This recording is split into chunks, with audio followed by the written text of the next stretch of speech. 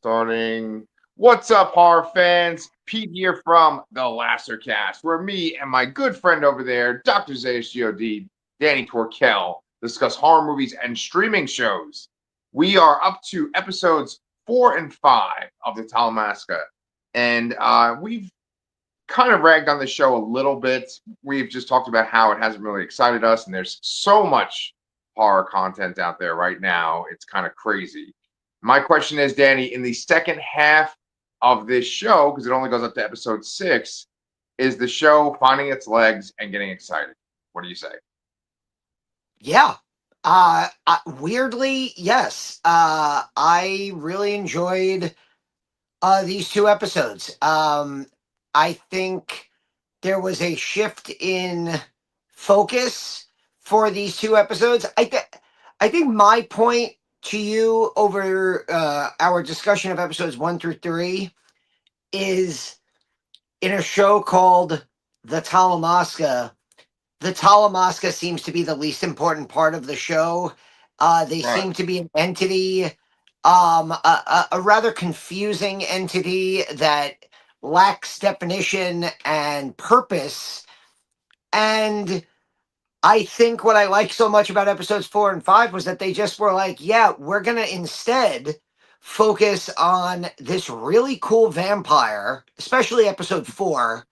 I think I texted you yesterday afternoon, Yeah. and I was like, "Damn, William Fichtner is really charismatic on this show."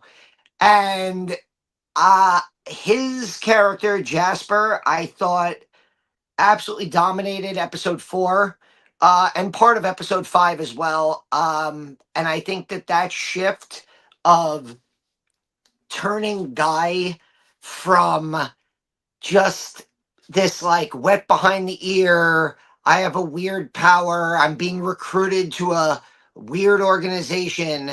And then all of a sudden, him kind of like manning up a little bit and basically saying, I don't know what the Talamasca is. I don't know what they have in store for me. So I'm going to go on my own and, take up with this vampire and help him out. And maybe he can answer some of my questions. I liked Nicholas Denton, the actor who plays Guy. I thought these were his two best episodes. Hmm. I was kind of bored by him as a character for the first half of the show. I thought he was much better in these two episodes. I like the inclusion of Doris, Celine Bucher, I believe her name is. Sure. I thought she was kind of like a good, tag along side character. I love the whole scene in the hotel in episode 4. What's the name of the hotel in the John Wick series that they just did like a spinoff? The Is it the Continental. Continental or no? Is Yeah, it the yeah, the Continental? Continental. The scene in episode 4 of Talamasca felt very continental-ish, where it's like you have this hotel that's a public, open to the public hotel, but vampires use it as like a place to do business, and they use it as a place to get victims. I really enjoyed. I think episode 4 was my favorite episode. I liked episode 5 as well, and Yeah. I'm much more interested in watching the finale of the show than I was a week ago when we had talked about episodes 2 and 3. And I was like, wow, 3 more hours of this show. I don't even know if I want to put up that much effort. Now I'm like, Yeah. oh, tonight, Sunday night, yeah, maybe I'll tune in. If I'm home, maybe I'll tune in and watch it live and take some notes so that we have something to record. I do love that this season is already over, and that hopefully this finale whets our appetite for the return of Lestat and Louis and the characters that we really care about in this universe. Yeah. Yeah. So yeah, what did you think? Because I feel like I've been trying to keep the positivity through the first half, and I feel like you've just been like, yeah, yeah, it's boring. So what did you think about these two episodes? Yeah, four is definitely the best one so far out of the five that we've watched. And six is actually available right now on AMC Plus. I just finished five a couple of minutes ago, and it just went right into six. So you can just watch it right now. Oh, I don't have AMC Plus. I watch them. I Um, DVR them off of old fashioned gotcha, AMC on my Direct TV Now. gotcha. Yeah, I mean, you cast William Fichtner as Jasper, and you have this charismatic vampire. That certainly elevates the show. I don't know if I started to get interested in Guy and his story and his backstory about his missing mother. I don't know if I was into that, and I'm certainly not into Helen. Right, that's his like handler woman that he's been working Yes. with. Like, I know she's got this whole backstory thing with her sister, but like I just don't care at all. Like when Helen's on screen, I'm like, okay, who cares? I mean, I kind of feel that way about most characters, with the exception of William Fichtner's character. Um, and then there's Doris, who they just introduced, which she's kind of interesting. Then there's Olive, who we learned a bit about her by episode five, and I'd say that like at least the role that she's playing in the show is interesting. But overall, I'm still kind of confused about many things. I guess we know like William Fichtner's character's motivation by episode Mhm. four, and like Yeah. what he's trying to do. But just in general, the pieces aren't matching up. You know, it's funny because you said that the guy who's the showrunner of this show was also a showrunner on the Vampire Chronicles, but then or Interview with the Vampire. But then I looked up Interview with the Vampire, and the guy who's the showrunner for that show is Roland Jones, and he's not involved with uh, the Talamasca at all. You know, and I think that maybe Roland Jones is the secret sauce that makes Interview with the Vampire so much more exciting to watch. This show is like the showrunner is John Lee Hancock. Now, Mhm. like his credits are kind of interesting when you think about that he's writing this show set in this sexy world, this sexy vampire world. Like his movies are The Rookie from 2002, The Alamo from 2004, The Blind Side, Saving Mr. Banks, The Founder, uh, and Mr. Harrigan's Phone. Is that a fucking Stephen King It adaptation? is, and it was actually really good. Um, Oh, it stars okay. the kid who plays Bill in It and Donald Sutherland. Oh, they made a fucking movie out of that short story. Yeah, it That's was that's good. that's in If It Bleeds, I think. The one that It I think is. we covered. It's one of the stories with Life of Chuck. Right. Okay. Right. So that's really his closest thing to horror is that. And that's not even like a super scary horror story, right? Um, but I guess what I'm saying is that like the show I think it like the last two episodes have been enjoyable and maybe exciting, but I wouldn't say like there's just so much out right now that's like that we could be into. This is a good year for genre stuff right now. Yeah, Yeah. So I mean, like, can you I kind of think also you. unpack? Go ahead. I I think you hit the nail on the head. This is a show where I think the parts are greater than the total sum. Does that make sense? Yes. Uh, I where like sometimes you'll have a show where the the whole makes it so much better, and then there's like individual parts that you might not like, but the whole of the show is just great. And this show, like, I'll try to compare it to a show that we cover on this channel. We cover Yellow Jackets, and there are so many interesting characters on Yellow Jackets. There's so many storyline threads that, like, we'll cover Shauna and Misty and all the characters on their like wild side quests, and we'll say like, man, like that's an interesting detour, but like we wanted to get back to like the overall sense of what's going on this show. There are absolutely characters that when they are the focus of the show, my phone kind of comes up a little bit, and I start. I You know what I mean? It's like, do know what you mean. and I think you hit the nail on the head. I think Helen is an incredibly boring character as a potential, like, she's not a lead, Elizabeth McGovern's character, but she's important to, she's the one who's recruiting him to the Right. Talamasca. Like, if Right. nothing else, like there should be two incredibly charismatic characters, or character actors on this show.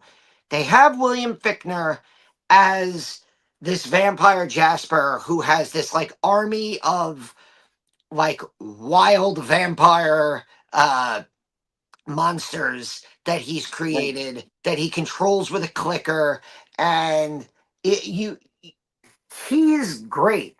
You had Jason Schwartzman there for that one awesome scene in the premiere episode.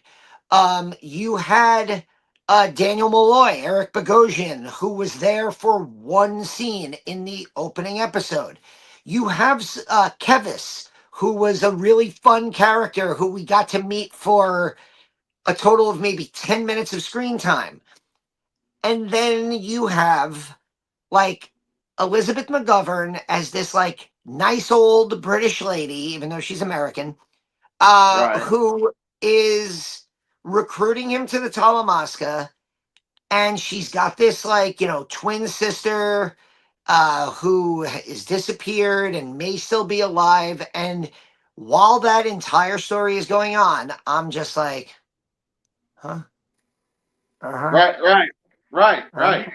and then all of a sudden, William Fichtner comes back on the screen, and my phone goes down, and I'm like, oh, okay, I'll pay more Yeah. attention.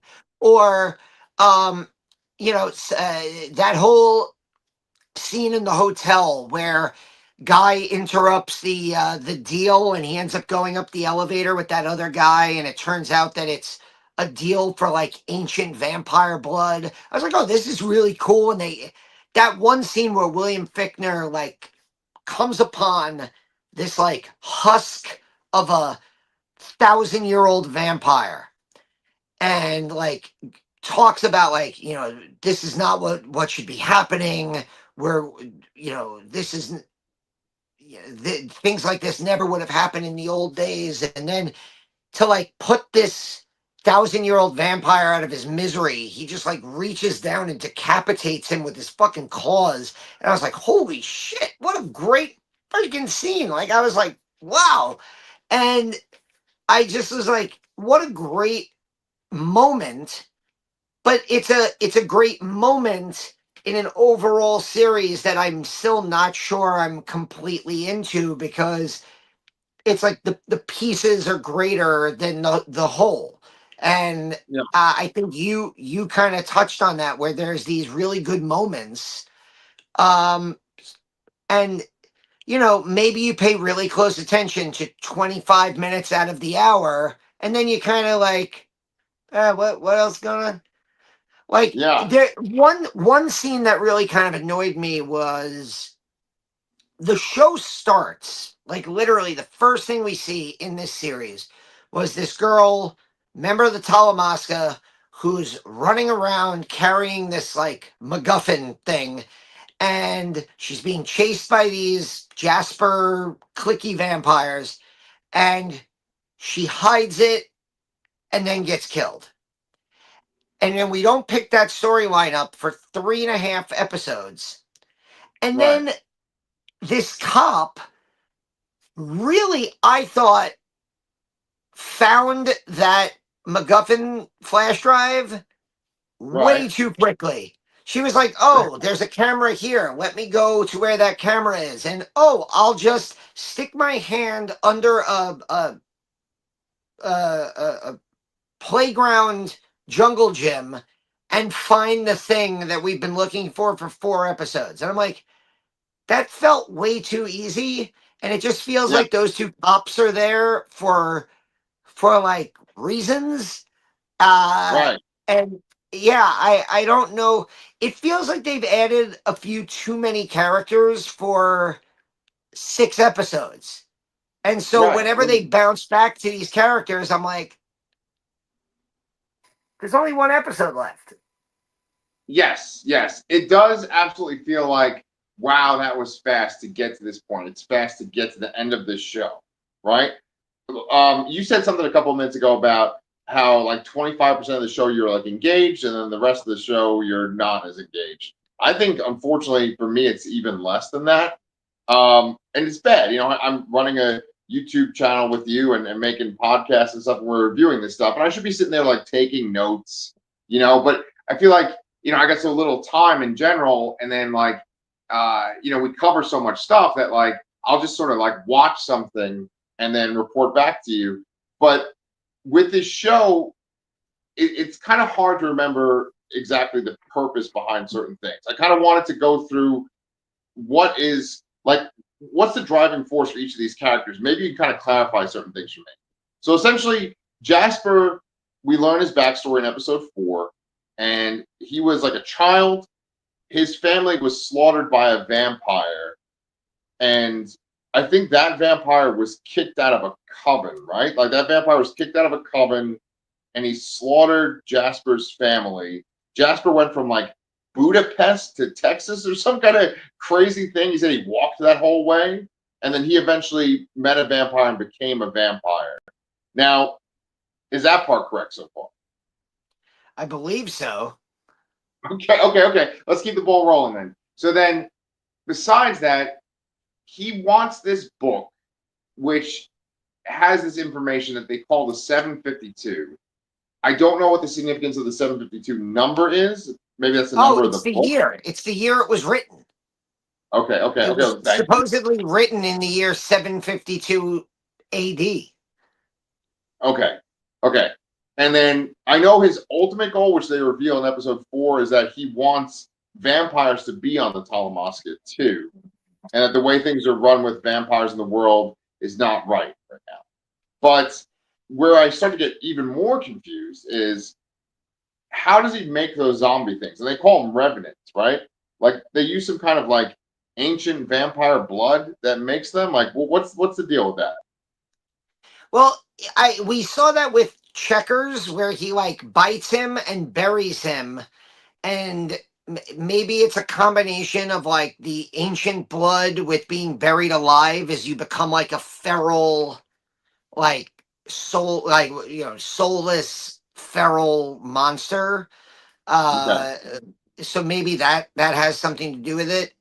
But um I think you're hinting at the bigger question, which for me, and this is the worst question I think you could ever ask of any uh medium, whether it whatever you're watching, what a movie, a TV show, a concert.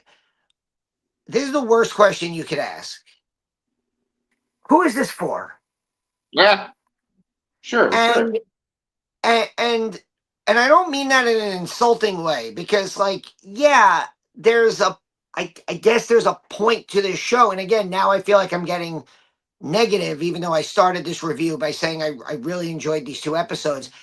I I enjoyed them as 1/3 of a 6 episode series that Yeah. when it's over tonight, we're recording this Sunday morning.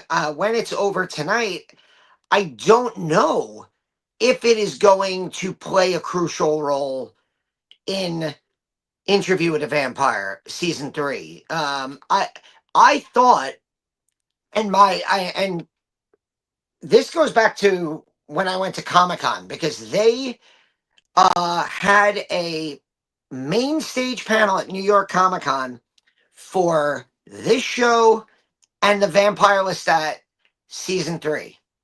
They Yeah. brought out the showrunner, they brought out the executive producer, they brought out members of the cast, um, including William Fichtner and Nicholas Denton. And like, I felt like that was them effectively saying, if you're an Interview with a Vampire fan, if you're a fan of the Anne Rice universe on AMC, this is going to be crucial viewing. This is going to be Yeah. appointment television to kind of set you up for the Vampire Lestat, which is coming in January. Yeah. And we are 5/6 of the way through, and I don't see the connective thread Right. enough to justify the 5 to 6 hour investment. Like, it feels like one of those things where, and maybe tonight's episode will prove me wrong. Maybe there's stuff in the 752 about all the characters that we want to see. Right. But I kind of feel like tonight's episode is going to happen. We're going Yeah. to, talk during the week about when are we going to cover episode 6 of the Talamasca. Right. And we're going to be, and then next week when we, meet up on here to discuss it, we're going to say, it's like that joke, this meeting could have been an email.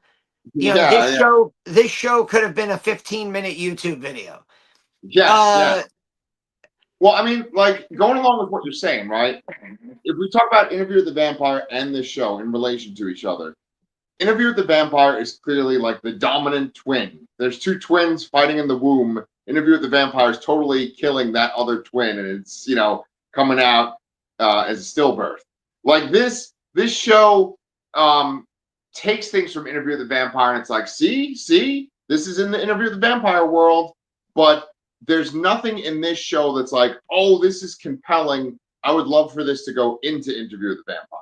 Like right now, there's another thing going on that's covered on my other channel. There's Gen V, right, on Amazon, which ties in with the boys.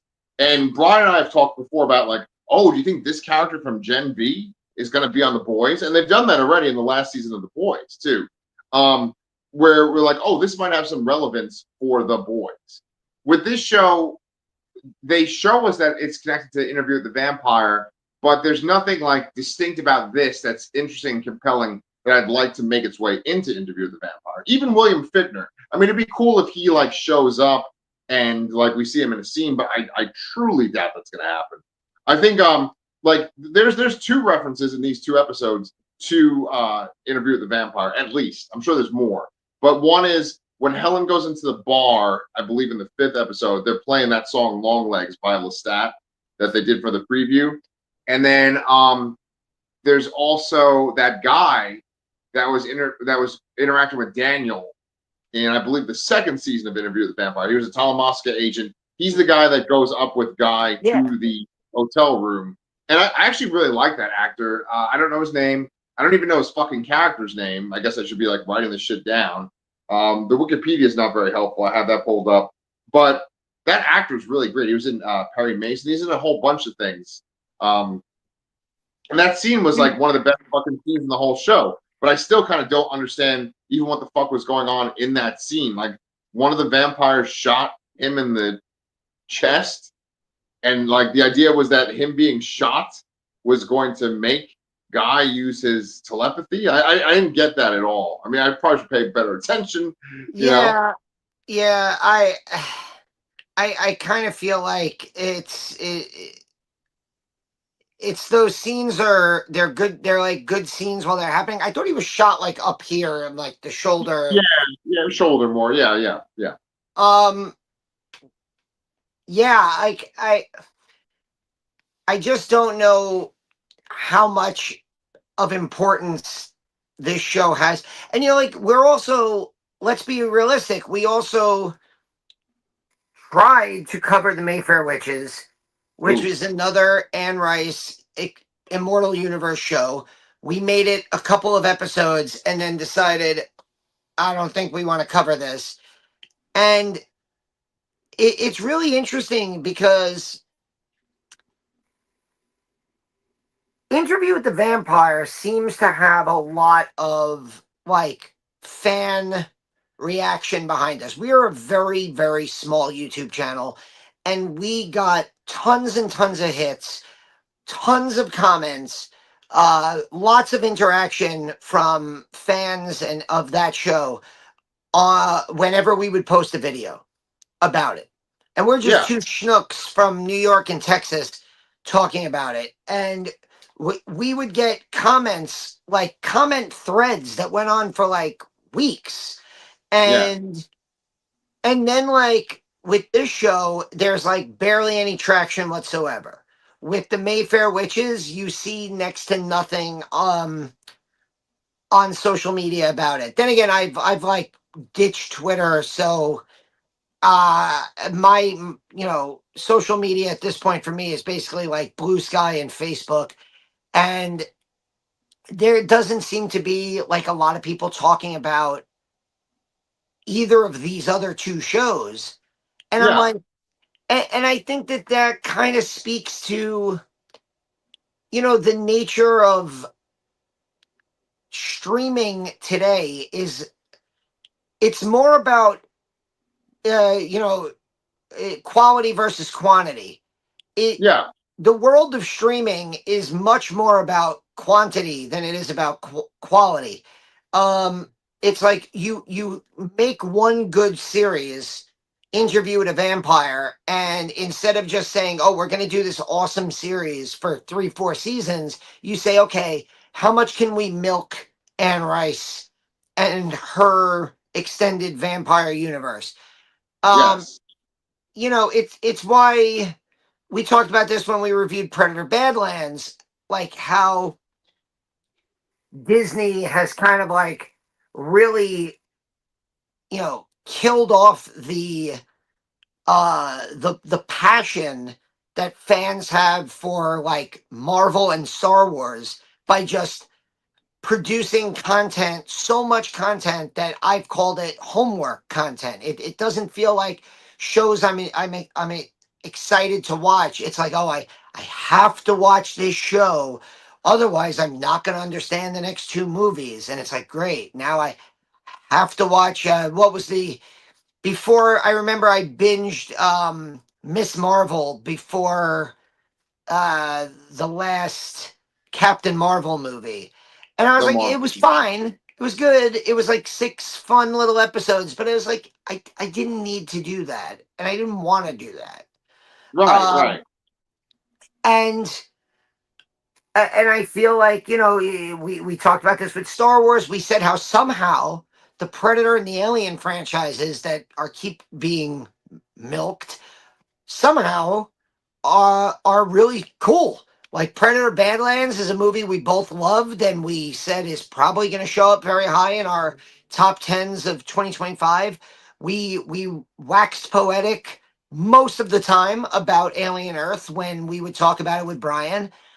Yeah, And here's an example to take it back to what we're talking about. Here's an example with Talamasca of a show that we loved, Interview with a Vampire, that they've now done two universe expanding shows, one of which we couldn't even get into and decided not to cover.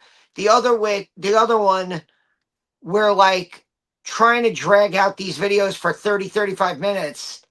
Uh, and we're basically like, it's fine and it's disposable and it has some cool moments.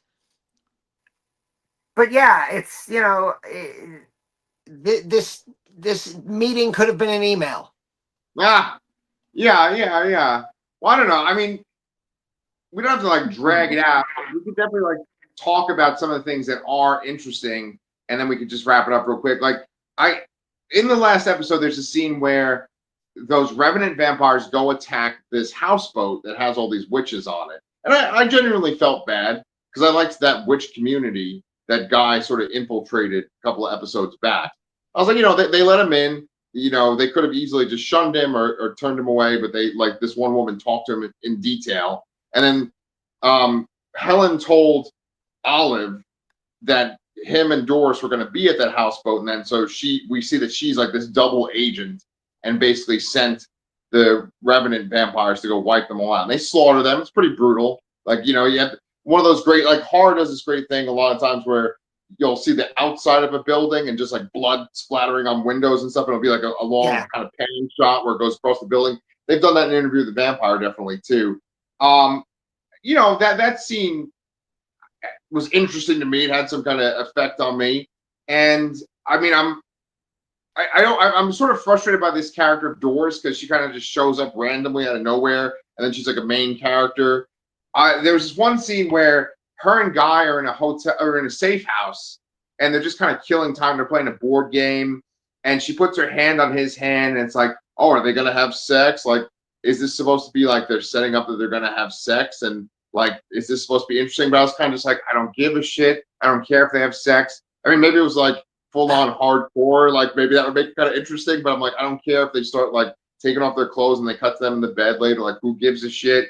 I mean, there's one part where they're literally in the bed together and he's just tossing a ball up at the ceiling, and I'm like, dude, that's how I fucking feel about this show. It's like they're literally just waiting, like they're in a scene where they're waiting for time to pass so they can take action. And I'm just like, yeah, dude, I don't want to fucking watch this, Like I one I last thing. felt I felt Okay. the same way about that scene because and I actually like in my head I'm like, is this guy like the lamest person in the world? Like she is, and pardon me, she was totally DTF at that moment. Yes. Like put the hands on him. They're laying in bed. There's a scene where he like inches closer to her, and I'm like, oh, okay, now they're gonna no. Yeah. And I'm like, I thought they were gonna take. They're going through board games. I thought they were gonna take Twister out. I was like, what the fuck is going on? And I'm Yes. like, and then it occurred to me, this guy just like got freaky with a witch 3 episodes ago. So I'm like, Yes.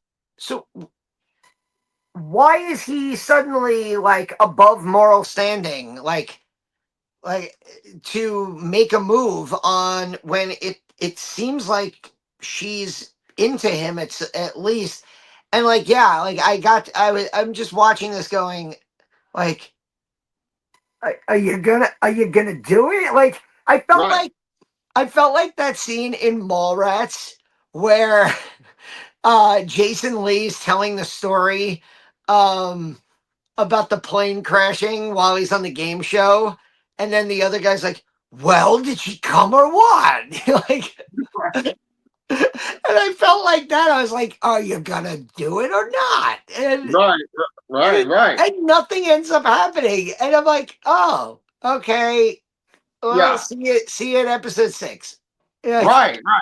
And I kind of feel like maybe they're trying to have this like weird homoerotic tension between Jasper and Guy. And I've already said this before on the show too, because they've alluded to it. And there is one scene in episode 4 where like Jasper is on top of Guy and being like, "I want you to say it." It's almost like Twilight. Like Edward says that to Bella at one point, like to say that he's a vampire. But in this case, he wanted Guy to admit that he was afraid of dying, right? And so he does that. But he's like really in his face, like his mouth is like right by his neck at one point.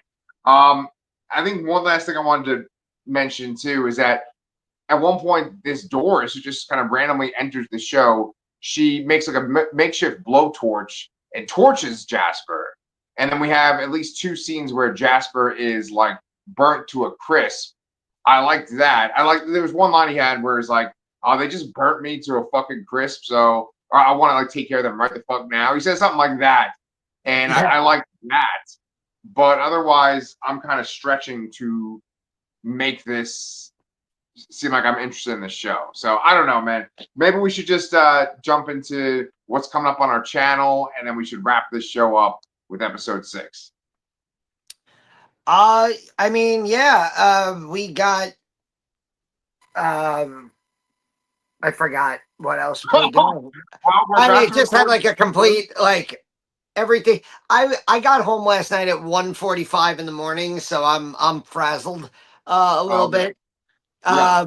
We are, uh, we are about to do a review, of Keeper, the new movie from Osgood Perkins. That should be a fun little conversation. So you can look out for that on the channel. I think I posted a short review of that. I'm not actually even sure now. I don't think I did. Oh, oh my God. But we are covering it. Welcome to Derry. We have reviews of episodes 1, 2, 3, and 4 on the channel now. And the mid-season trailer for that, you talk about like a show that makes you want to like tune into the second half. I feel like that the HBO Max posted a mid-season trailer for that, which made me very excited. Um, Other than that, I have a bunch of short reviews on the channel. Shudder just released the movie Good Boy about the dog, and I'm very excited to watch that. I'm also excited that it's 73 minutes. So you can expect a short review of that up on our channel very soon. Have you also noticed that they've been playing a trailer for a movie called Abraham's Boys, which is on Shudder as well? It's a new vampire movie about like Van Helsing, and Titus Welliver plays him, and it's like a Dracula movie. So I'm interested, since we've been talking about the Talamasca and prepping for Interview with a Vampire, I probably will check that out. Um, and maybe if you watch that, or if you watch Good Boy, maybe we can review those next week. Fuck yeah, let's do it, man. I'm down. I got Shutter. We got stuff to cover. I'm off for a fucking week because of Thanksgiving. Well, we'll see, man. But we're gonna go argue about Keeper now. So you guys sit there and think about other ways they can milk and rice, and we will talk to you guys real